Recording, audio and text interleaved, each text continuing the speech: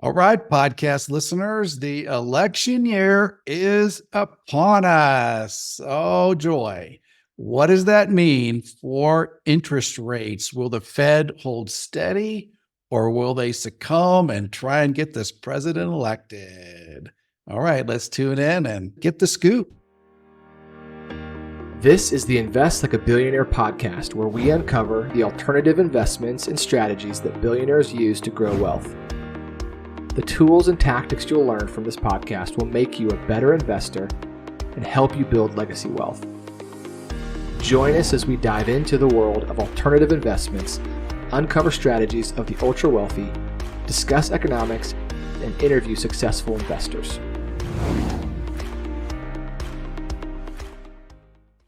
Looking for passive investments done for you?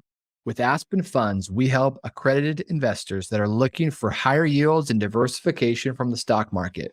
As a passive investor, we do all the work for you, making sure your money is working hard for you in alternative investments.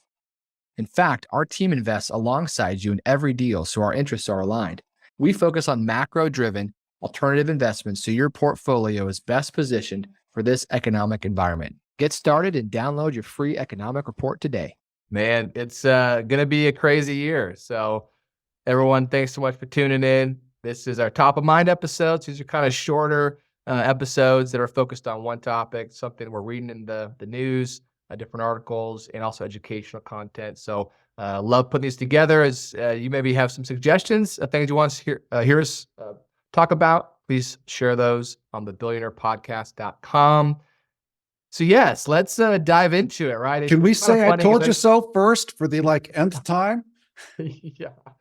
Yeah. Well, I mean, it's so interesting because it's, we're looking at all these numbers coming out and all these headlines that are acting surprised with the GDP print or the jobs added last month.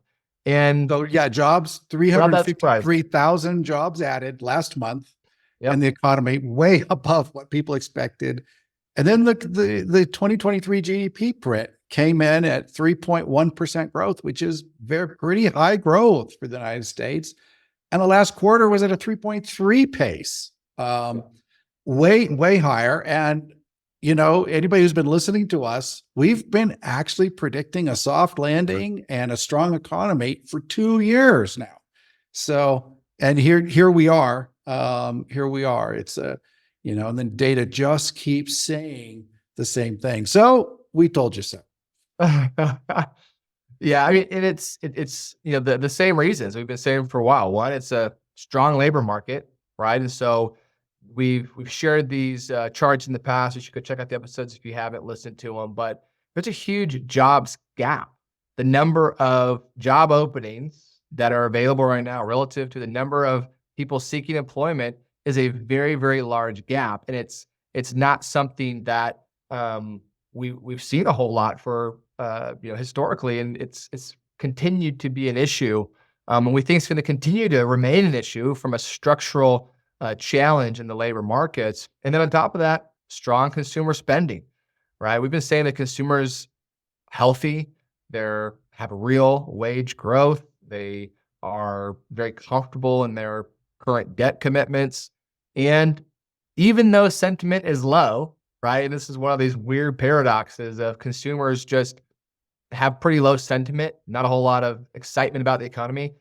They're not spending like it, and they continue to spend pretty aggressively. And so for really those two reasons plus other things, it's continued to drive GDP very, very high, higher than expected. Let me make an observation, because every time we say the economy, the consumer is super strong, we get pushback, people saying, well, wait a minute, inflation, people are suffering. And absolutely right. So the bottom kind of quartile of earners are really, really suffering, but they're the smallest component of the economy. So if you talk about the economy, it's on fire. It's doing very, very, very well. Everything about it is showing strength right now. In the United States numbers, it doesn't mean people aren't suffering, so there are a lot of people suffering, and just a lot of people under stress right now at the lower end. So but again, that's not the economy. That's one segment of the economy that has less impact. Again, I'm just being dispassionate here and being pure data driven. Right. It's a great point to make, right? Because we do see these kind of mixed signals sometimes. And so, well, which is it? Well, it's both, right? And you have to look at things at the scale that they are. And I think that's where sometimes people miss Get it, right? Where confused.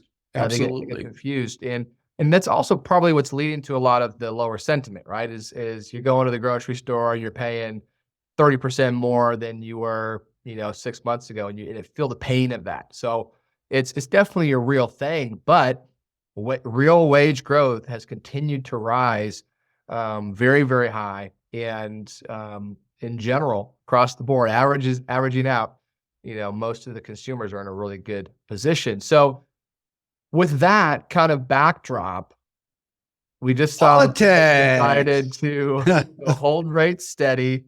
And it's kind of funny. I mean, I feel like most election years, people are kind of like, okay, it's going to be election year. We'll just make it through. But I feel like this time more than ever, it's just, I want to put my head in sand and just get over it. But, it's just adding the politics into all this just gets so interesting, right? Because the Federal Reserve is a independent, agency and body that is not politically, impacted, but they still are the ones that are driving a lot of the expectations of the economy, and the political powers that be want it to continue to perform well for their party or perform poorly if they're running against that party. So it creates a lot of just layers of interesting dynamics as we go into this. So you want to unpack some of that for us? Yeah. So, what's happening, of course, we had this massive inflation and stimulus, which has caused the Fed to, of course, raise rates to kind of slow everything down. And they've paused now.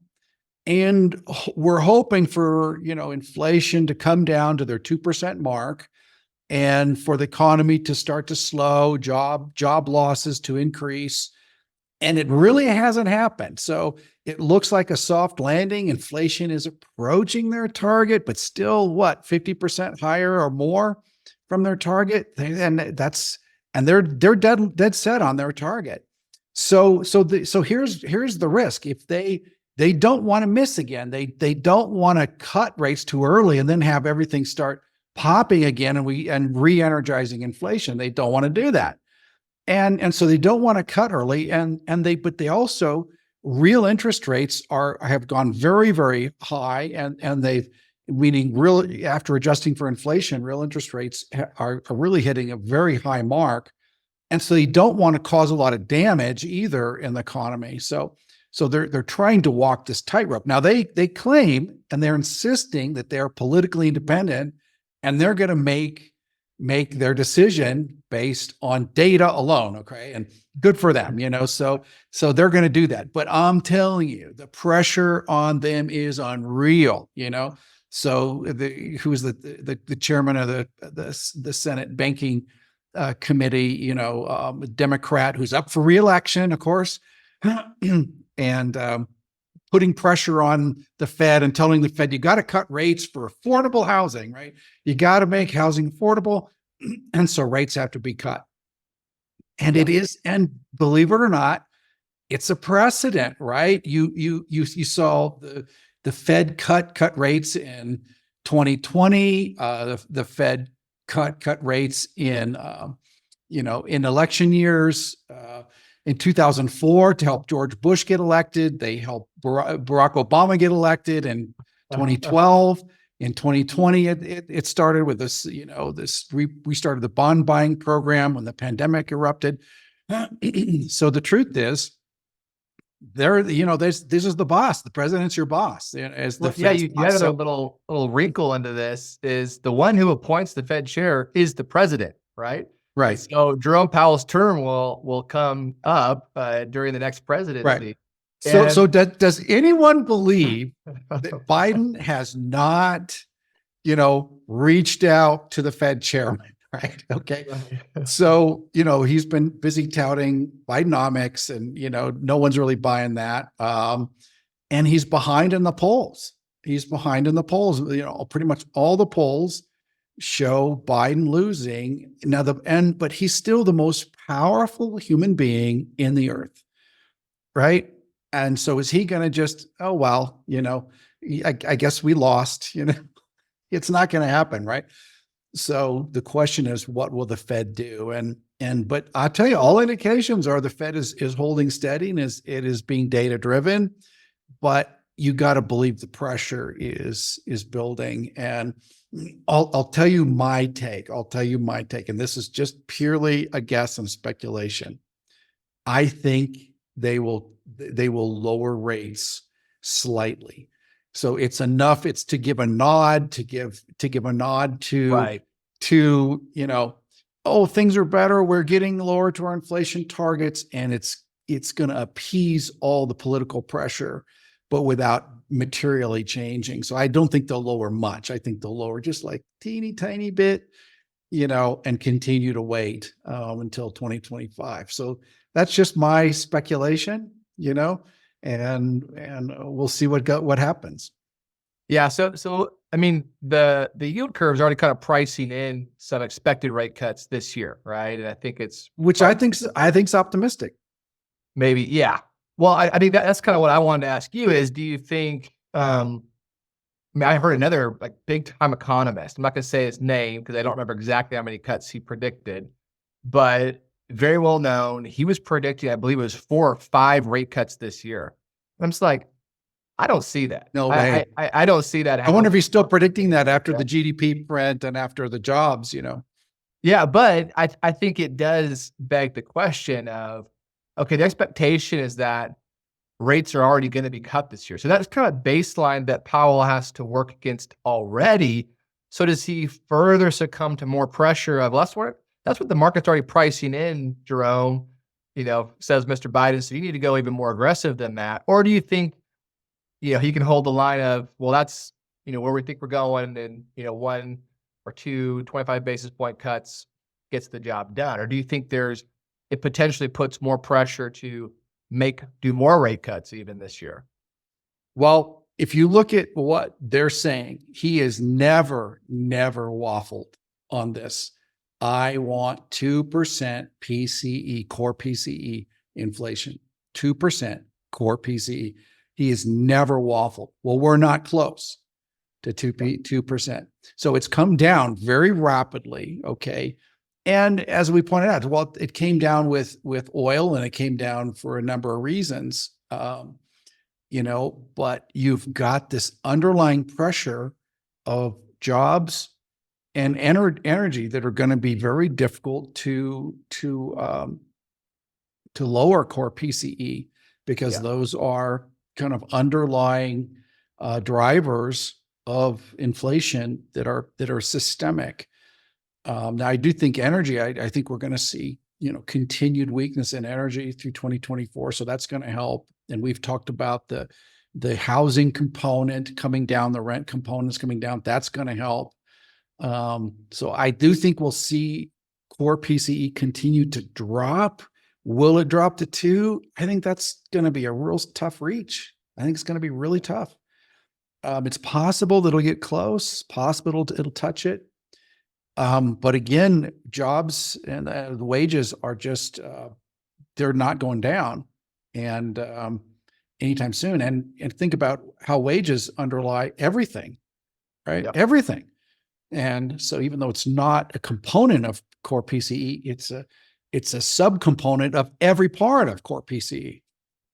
So, and then as our energy crisis unfolds in the next few years, as we've been predicting, then it's all off the table. So if you go by what they're saying, they're not going to lower much. And especially if you keep having these kind of, burning hot jobs prints and GDP prints, that's going to make you super nervous. Do you want to cut and then have inflation take off again? That's going to be embarrassing. They don't want to do that.